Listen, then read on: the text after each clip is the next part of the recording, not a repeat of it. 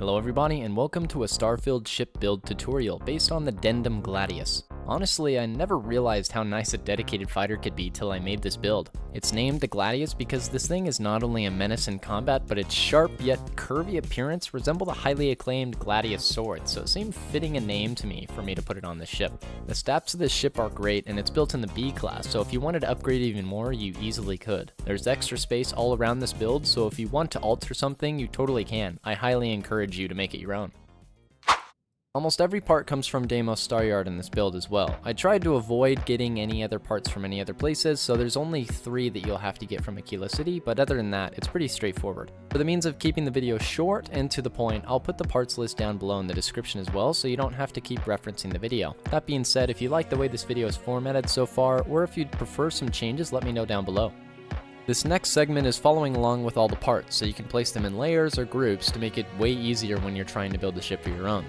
Now I know there is a ton of concern about using exploits for shipbuilding and that some people would just prefer avoiding them altogether. I'm glad to say you don't need to use any for this build, so no game-breaking bugs are going to happen and it'll cut down on build time if you're learning the techniques for the workarounds for the first time. There are some places that I placed a couple interlocking pieces, but they are entirely unnecessary, so I'm only going to show it briefly later in the video for those who want to minimize gaps in their ship builds. If you're wondering why I have the ship broken up into layers like this, yet I still have all the attached modules just on the sides and the top, it's easier to place it all onto specific layers so you can stack them onto each other than to break them up individually because each of the components don't necessarily have lock points to connect together.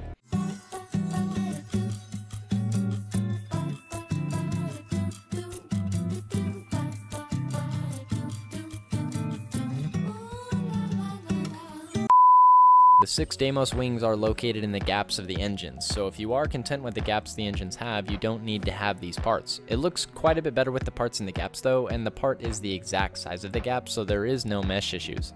All you have to do is place down a wing and select said placed wing. Once you selected it, lock it onto the lock joint that you want to place into the gap, where it shows up red, and then do the flip-flop technique. Flipping it twice and canceling it is basically the entire technique. This will lock it onto the joint where selecting the wing will now show a green hitbox. You can do this with all the 6 gaps as shown here, and maybe do this on some ship you might be designing. These aren't necessary whatsoever though, so if you don't want to use them, you don't need to. From there, you just select each of the layers and you kind of put them on top of each other or underneath them. All of the bottom pieces just lock straight into the points and the top fits in perfectly like a puzzle piece. Before we get to the interior of the ship, we'll go over the color, which is Dendem Blue. Now this was really close, and I really appreciate everyone that participated in the poll because it was a tough one for me. And obviously it was pretty close for everybody else, so the Dendem Blue is basically just a pretty low brightness and not so saturated darker blue in the game. Gives a pretty good feel, and it's very UC, very Dendem in my style, very Deimos. The interior of the ship is pretty simple. The bottom has the dock and landing bay heading straight into a single companionway, which connects to the entire ship.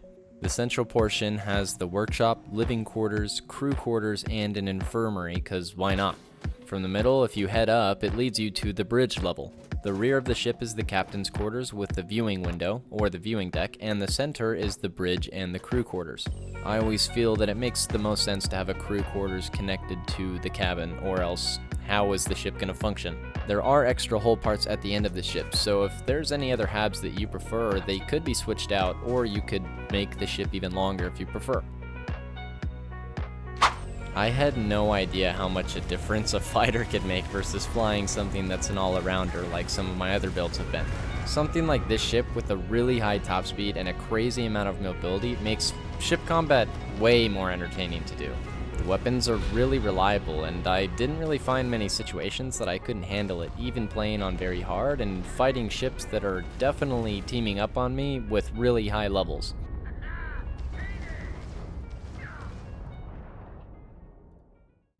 That's everything that I had planned for this video, and I hope you enjoyed it. I worked on a bit of a different format and tried to get a lot of content into a pretty short amount of time so I don't waste your time. That being said, if you liked it, make sure to go down below and like the video or comment something that you might suggest I could do better on.